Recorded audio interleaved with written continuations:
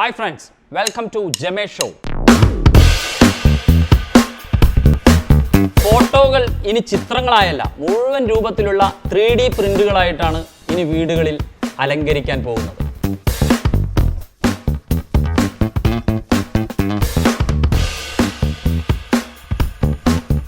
എന്താണ് സത്യത്തിൽ ഈ 3D പ്രിന്റിംഗ്? എങ്ങനെയാണ് ഇത് സാധ്യമാകുന്നത്? നമുക്ക് അതൊന്ന് നേരിട്ട് കാണാം.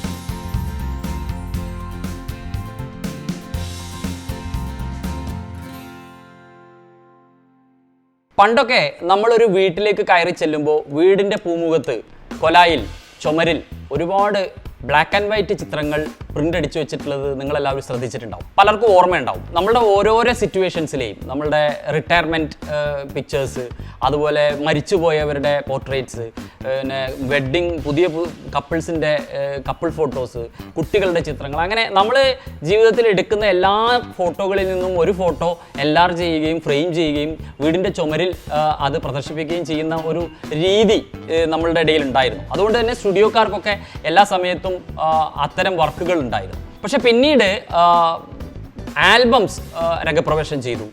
വീടിൻ്റെ ചുമരിൽ വെക്കുന്നതിനോടൊപ്പം തന്നെ ആൽബംസ് ഒട്ടിക്കുന്ന ആൽബം വന്നു, ഇൻസെർട്ട് ചെയ്യുന്ന ആൽബം വന്നു. അപ്പോഴൊക്കെ ഫോട്ടോഗ്രാഫറെ സംബന്ധിച്ചിടത്തോളം കൂടുതൽ അവസരങ്ങൾ ഉണ്ടായിരുന്നു.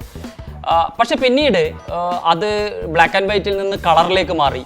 കളറായപ്പം ചുമരിലെ ചിത്രങ്ങൾ കളറായി, കളർ ഇൻസെർട്ട് ചെയ്യുന്ന ആൽബംസ് വന്നു. പ്രിൻ്റ് അടിക്കുമ്പോൾ ഒപ്പം ആൽബം ഫ്രീ തരാൻ തുടങ്ങി. അത് കഴിഞ്ഞ് പിന്നെ അത് ഡിജിറ്റലൈസ് ചെയ്യപ്പെട്ടു. ഡിജിറ്റലൈസ് ചെയ്യപ്പെട്ടപ്പോൾ ഈ ചുമരുകളിൽ നിന്ന് ചിത്രങ്ങൾ അപ്രത്യക്ഷം ആയിക്കൊണ്ടിരിക്കുകയായിരുന്നു.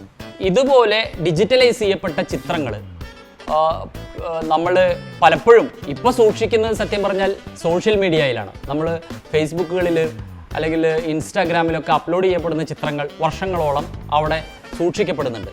അതാണ് ഇപ്പോഴത്തെ പുതിയ രീതി. ചുമരുകളിൽ ചിത്രങ്ങൾ സൂക്ഷിക്കുക എന്ന രീതി പക്ഷേ പൂർണ്ണമായിട്ട് മാറിപ്പോയിട്ടില്ല എന്നുള്ളതാണ് സത്യം. പുതിയ കാലഘട്ടത്തിലെ ഇൻറ്റീരിയർ ഡിസൈനിങ്ങിൻ്റെ ഭാഗമായിട്ട് വീടുകൾ നമ്മൾ ഇൻറ്റീരിയറൊക്കെ ചെയ്യുന്നതോടുകൂടി ഫോട്ടോകൾ ഫ്രെയിം ചെയ്ത് സൂക്ഷിക്കുക എന്നുള്ള രീതി പുതിയ രീതിയിൽ അവതരിപ്പിക്കപ്പെടുകയും വീടിൻ്റെ അകത്തളങ്ങളിൽ ഒരു വാള് മൊത്തത്തിൽ ചിത്രങ്ങൾ ഫ്രെയിം ചെയ്ത് സൂക്ഷിക്കുന്ന രീതിയിലേക്ക് അല്ലെങ്കിൽ പ്രദർശിപ്പിക്കുന്ന രീതിയിലേക്കൊക്കെ കാര്യങ്ങൾ മാറിയിട്ടുണ്ട്. വീടിൻ്റെ ചുമരുകളിൽ ചിത്രങ്ങൾ സൂക്ഷിക്കുന്നതിൽ മാറ്റങ്ങൾ ഉണ്ടായിട്ടുണ്ട്. അപ്പോൾ ജീവിതത്തിൻ്റെ സമസ്ത മേഖലകളിലും അത്തരം മാറ്റങ്ങൾ വരാനുള്ള സാധ്യതകളുണ്ട്. അത് ചിത്രങ്ങൾ എടുക്കുന്നിടത്തായാലും, അത് പ്രിൻ്റ് ചെയ്യുന്നിടത്തായാലും, അത് സൂക്ഷിക്കുന്നിടത്തായാലും പുതിയ രീതികളും പുതിയ കാഴ്ചപ്പാടുകളും വരാനുള്ള സാധ്യതയുണ്ട്. അതാണ് ഇന്ന് ഈ എപ്പിസോഡിലൂടെ ഞാൻ നിങ്ങളോട് പറയാൻ പോകുന്ന ഒരു കാര്യം. നിങ്ങളെ ഞാൻ ചില ദൃശ്യങ്ങൾ കാണിക്കാം. കണ്ടില്ലേ? ഫോട്ടോകൾ ഇനി ചിത്രങ്ങളായല്ല മുഴുവൻ രൂപത്തിലുള്ള 3D പ്രിൻ്റുകളായിട്ടാണ് ഇനി വീടുകളിൽ അലങ്കരിക്കാൻ പോകുന്നത്.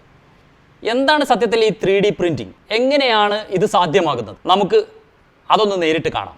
വളരെയധികം ക്യാമറകൾ നിരത്തിവെച്ച ഒരു ചേംബറിനുള്ളിലാണ് ഈ ആവശ്യത്തിനുള്ള ഫോട്ടോ എടുപ്പ് നടക്കുന്നത്. 64 ക്യാമറകളെയാണ് മിനിമം ഇതിനു വേണ്ടി ഉപയോഗിക്കുന്നത്.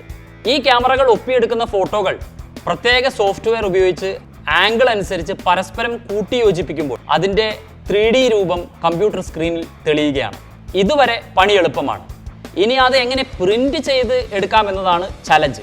ആ വെല്ലുവിളിയാണ് 3D പ്രിൻ്റർ എന്ന സാങ്കേതികത പരിഹരിക്കുന്നത്. ലെയറായി പ്രത്യേക മെറ്റീരിയൽ ഉപയോഗിച്ച് എന്തും പ്രിൻ്റ് ചെയ്തെടുക്കാൻ സാധിക്കുന്ന സൂത്രമാണ് 3D പ്രിൻറ്റിംഗ്. വിദേശത്തുള്ള ഒരു 3D പ്രിൻറ്റിംഗ് ഷോപ്പിൻ്റെ ഉടമസ്ഥൻ പറയുന്നതൊന്ന് കേൾക്കൂ. ഞങ്ങളുടെ കസ്റ്റമേഴ്സിന് വേണ്ടത് അവരുടെ സ്വന്തം 3D പ്രിൻ്റ് അല്ലെങ്കിൽ അവരുടെ വളർത്തുമൃഗങ്ങളുടെ അല്ലെങ്കിൽ ഫാമിലി ഫോട്ടോയ്ക്ക് പകരം വയ്ക്കാവുന്ന മുഴുവൻ അംഗങ്ങളുള്ള ഗ്രൂപ്പ് 3D പ്രിൻ്റുകൾ. ഇതാണ് കൂടുതൽ പേരും ആവശ്യപ്പെട്ടുകൊണ്ടിരിക്കുന്നത്. ഈ സ്കാനറിനുള്ളിൽ കൊള്ളുന്ന എന്തിനേയും നിർത്തി ഞങ്ങൾ 3D ഇമേജുകൾ എടുക്കും.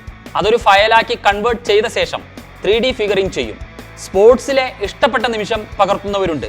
ചില കപ്പിളുകൾ അവരുടെ 3D പ്രിൻറ്റിംഗ് ആനിവേഴ്സറി കേക്കിന് മുകളിൽ വെക്കാവുന്ന ടോപ്പറാക്കാനായി പ്രിൻ്റ് എടുക്കാറുണ്ട്. ഇത് ഞാൻ എന്നെ തന്നെ 3D പ്രിൻ്റ് ചെയ്തതാണ്. ഈ മുടിയുടെ ഡീറ്റെയിലിംഗ് നോക്കൂ. വാച്ച്, പന്ത്, നിർമ്മിച്ചിരിക്കുന്ന കമ്പനിയുടെ ലോഗോ എല്ലാം ഇതിൽ പെട്ടിട്ടുണ്ട്. മസിൽ പിടിച്ച് പോസ് ചെയ്യിക്കുന്ന സ്റ്റേഷനറി പോസിലുള്ള ഫോട്ടോകളുടെ കാലം സത്യത്തിൽ കഴിഞ്ഞു. ഇത് കൂടുതൽ മെച്ചമാണ്.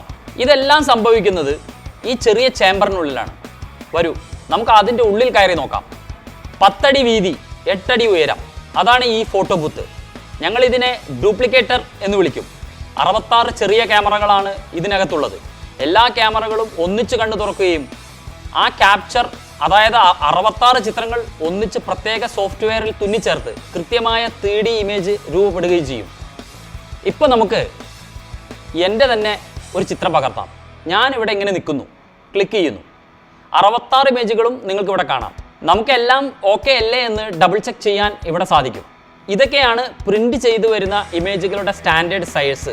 4 ഇഞ്ച്, 6 ഇഞ്ച്, 8 ഇഞ്ച്, 10 ഇഞ്ച്, ഈ വലുത് 14 ഇഞ്ചാണ്. ഫോട്ടോഷൂട്ടിൽ നിന്ന് ഇഷ്ടപ്പെട്ട ഇമേജ് നിങ്ങൾ തിരഞ്ഞെടുത്ത് കഴിഞ്ഞാൽ 2 ആഴ്ച കൊണ്ട് ഇത് പ്രിൻ്റ് ചെയ്ത് അത് നിങ്ങൾക്ക് സ്റ്റോറിൽ വന്ന് കളക്ട് ചെയ്യാം.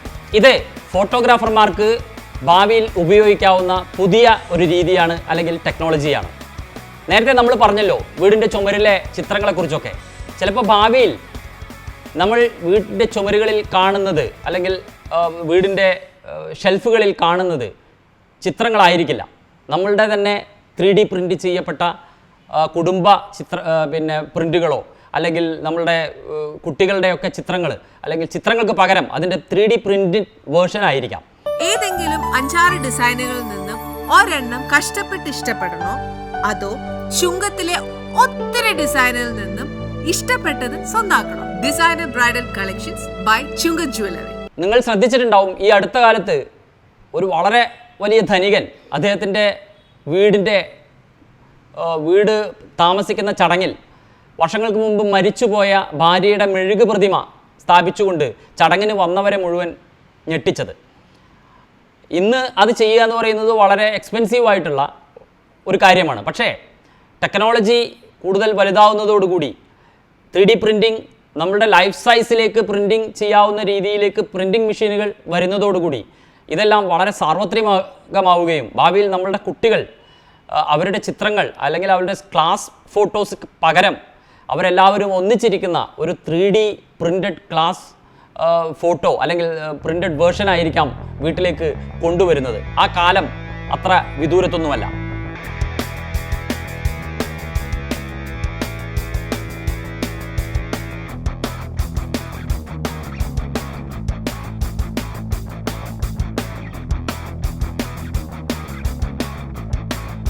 എന്നാൽ 3D പ്രിൻറ്റിങ്ങിൻ്റെ സാധ്യതകൾ ഇതിലൊന്നും ഒതുങ്ങി നിൽക്കുന്നില്ല. ലോകത്ത് ഇപ്പോൾ തന്നെ ശരീര അവയവങ്ങൾ പ്രിൻ്റ് ചെയ്തെടുക്കാൻ സാധിക്കുന്ന 3D ബയോ പ്രിൻ്ററുകൾ രംഗത്ത് വന്നു കഴിഞ്ഞു. മനുഷ്യൻ്റെ ബയോ സെൽസിൽ നിന്ന് രൂപപ്പെടുത്തിയെടുത്ത ബയോ ഇങ്ക് ഉപയോഗിച്ച് ശരീരത്തിൻ്റെ ഭാഗങ്ങൾ പ്രിൻ്റ് ചെയ്തെടുക്കാം. എല്ലുകൾ, കാട്രിലേജുകൾ തുടങ്ങി എന്തും അനായാസം കൃത്യമായ അളവിൽ മണിക്കൂറുകൾക്കുള്ളിൽ പ്രിൻ്റ് ചെയ്തെടുക്കാൻ സാധിക്കും. പിയാനോയിൽ ഒരു പാട്ട് വായിക്കാനായി പ്രോഗ്രാം ചെയ്തെടുത്ത ഒരു പ്രോസ്തറ്റിക് കൈ ഒരു റോബോട്ടിന് വെച്ചു കൊടുത്താൽ പാട്ടുകൾ പിയാനോയിൽ വായിക്കാൻ മനുഷ്യൻ്റെ ആവശ്യമില്ലാതാവും. നോട്ട് കമ്പ്യൂട്ടറിൽ നമ്മൾ ഫീഡ് ചെയ്താൽ മതി. മനുഷ്യരാശിക്ക് അസാമാന്യമായ ശക്തിയും വേഗവും നൽകാൻ സാധിക്കുന്ന രീതിയിലാണ് ആർട്ടിഫിഷ്യൽ അവയവങ്ങളുടെ നിർമ്മാണ സാങ്കേതികത പുരോഗമിക്കുന്നത്. ഒരു ദിവസം ലോകത്ത് 20 ലക്ഷം ആളുകൾക്കാണ് ബോൺ ഗ്രാഫ്റ്റുകൾ ആവശ്യമായി വരുന്നത്. 3D പ്രിൻറ്റിംഗ് ഉപയോഗിച്ച് ആവശ്യമായ ബയോഗ്രാഫ്റ്റുകൾ മണിക്കൂറുകൾക്കുള്ളിൽ പ്രിൻറ്റ് ചെയ്തെടുക്കാൻ സാധിക്കും. അതൊക്കെ പോകട്ടെ, കണ്ണിൻ്റെ കാഴ്ചശക്തിയും 3D പ്രിൻറ്റിംഗ് ടെക്നോളജി ഉപയോഗിച്ച് ശരിയാക്കാൻ സാധിക്കുമെന്നാണ് പുതിയ ഡെവലപ്മെൻറ്റുകൾ പറയുന്നത്. ലോകത്ത് ലക്ഷക്കണക്കിന് ആളുകൾക്ക് കോർണിയാക് പ്രശ്നമുണ്ട്. അതായത് കണ്ണിൻ്റെ കാഴ്ചയും ഫോക്കസും അഡ്ജസ്റ്റ് ചെയ്യുന്ന ലെൻസിന്. ന്യൂ കാസിൽ യൂണിവേഴ്സിറ്റി സ്റ്റെല്ലുകളിൽ നിന്ന് രൂപപ്പെടുത്തിയ ബയോ ഇങ്ക് ഉപയോഗിച്ച് കണ്ണിൻ്റെ കോർണിയ 10 മിനിറ്റിനുള്ളിൽ പ്രിൻറ്റ് ചെയ്തെടുക്കാവുന്ന സാങ്കേതികത അവതരിപ്പിച്ചു കഴിഞ്ഞു. വെയ്ക്ക് ഫോറസ്റ്റ് സ്കൂൾ ഓഫ് മെഡിസിൻ തൊലിയുടെ സെല്ലുകൾ ബയോ പ്രിൻറ്റ് ചെയ്യുന്ന രീതിയിലാണ് വികസിപ്പിച്ചെടുത്തിരിക്കുന്നത്. തീപ്പൊള്ളലേറ്റ് നഷ്ടപ്പെട്ട തൊലി പ്രിൻറ്റ് ചെയ്ത് ശരിയാക്കാൻ ഇതുമൂലം സാധിക്കും. മനുഷ്യൻ്റെ ചെവിയും മൂക്കും ഇത്തരത്തിൽ പ്രിൻറ്റ് ചെയ്തെടുക്കാം. ആക്സിഡൻറ്റുകളിൽ പെടുന്ന ആളുകൾക്ക് ഇത് വലിയ ഉപകാരമാവും. മനുഷ്യൻ്റെ മൂക്ക് പ്രിൻറ്റ് ചെയ്തെടുക്കാൻ 20 മിനിറ്റാണ് സമയമെടുത്തത്. രോഗിയുടെ ശരീരത്തിൽ നിന്ന് തന്നെ എടുക്കുന്ന സെല്ലുകളും സ്റ്റെമ്മുകളും ഉപയോഗിക്കുന്നതിനാൽ രോഗിയുടെ ശരീരം റിജക്റ്റ് ചെയ്യാനുള്ള സാധ്യത വളരെ കുറയുന്നു എന്നതാണ് ഒരു മെച്ചം.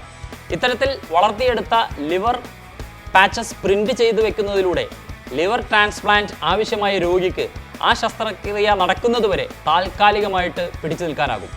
ഒരു തൈറോയിഡ് ഗ്രന്ഥി ഇത്തരത്തിൽ വിജയകരമായി പ്രിന്റ് ചെയ്തെടുക്കാൻ ശാസ്ത്രജ്ഞർക്ക് സാധിച്ചിരിക്കുന്നു. അതുപോലെ തന്നെ മിടിക്കുന്ന ഹൃദയപേശികളും അവർ വിജയകരമായി രൂപപ്പെടുത്തിയിരിക്കുന്നു. വളരെ കോമ്പാക്റ്റായ ലിവർ അല്ലെങ്കിൽ കിഡ്നി എന്നിവ സമ്പൂർണ്ണമായി പ്രിന്റ് ചെയ്തെടുക്കാവുന്ന വിധത്തിലേക്ക് സാങ്കേതികത ഏതാനും വർഷങ്ങൾക്കുള്ളിൽ വളരുമെന്നാണ് ശാസ്ത്രലോകം കരുതുന്നത്. ഇതുവരെ പറഞ്ഞത് മെഡിക്കൽ രംഗത്തുള്ള 3D പ്രിന്റിംഗ് ടെക്നോളജിയിലെ സാധ്യതകളും കണ്ടുപിടുത്തങ്ങളുമാണ്. ഇനി കൺസ്ട്രക്ഷൻ രംഗത്തേക്ക് വരികയാണെങ്കിലോ, ഒരു വീട് തന്നെ 3D പ്രിന്റിംഗ് ചെയ്തെടുക്കുന്നതിനെ കുറിച്ചൊന്ന് ആലോചിച്ച് നോക്കൂ. ലോകത്ത് അതുപോലുള്ള ഒരുപാട് നിർമ്മിതികളുണ്ട്. ആ കൂട്ടത്തിൽ ഏറ്റവും വലിയ 3D പ്രിന്റഡ് ബിൽഡിംഗ് ഇപ്പോഴുള്ളത് ദുബായിലാണ്. ഏകദേശം 10 മീറ്ററോളം പൊക്കത്തിലുള്ള അല്ലെങ്കിൽ 6 ആൾ പൊക്കത്തിലുള്ള ഒരു വലിയ നിർമ്മിതിയാണ് ദുബായിലുള്ളത്. അതിൻ്റെ ദൃശ്യങ്ങളിലേക്ക് പോകാം. ഓൺ സൈറ്റിൽ വേറെ അസംബ്ലി ഒന്നുമില്ലാതെ നേരിട്ട് പ്രിന്റ് ചെയ്തെടുത്ത കെട്ടിടമാണിത്. 640 സ്ക്വയർ മീറ്ററിലാണ് ഈ വിസ്മയം രൂപപ്പെടുത്തിയിരിക്കുന്നത്. സ്ട്രക്ചറൽ എഞ്ചിനീയറിംഗിൻ്റെ എല്ലാ മാനദണ്ഡങ്ങളും പാലിച്ച് ഏത് കാലാവസ്ഥയും അതിജീവിക്കുന്ന രീതിയിലാണ് കെട്ടിടം നിർമ്മിച്ചിരിക്കുന്നത്. ലോകം മുഴുവൻ ഭാവിയിൽ ഇത്തരം കെട്ടിടങ്ങൾ നിർമ്മിക്കും എന്നതിൽ ഒരു സംശയവുമില്ല. നമ്മുടെ നാട്ടിലും 3D ടെക്നോളജി ചെറിയ രീതിയിലാണെങ്കിലും വന്നു കഴിഞ്ഞിട്ടുണ്ട്. എറണാകുളത്തും മറ്റും 3D പ്രിന്റ് ചെയ്ത് തരുന്ന ചെറിയ കേന്ദ്രങ്ങൾ ആൾറെഡി പ്രവർത്തിക്കുന്നുണ്ട്. 3D പ്രിന്റിങ്ങിൻ്റെ സാധ്യതകളെക്കുറിച്ചാണ് ഇത്രയും നേരം നമ്മൾ സംസാരിച്ചുകൊണ്ടിരുന്നത്.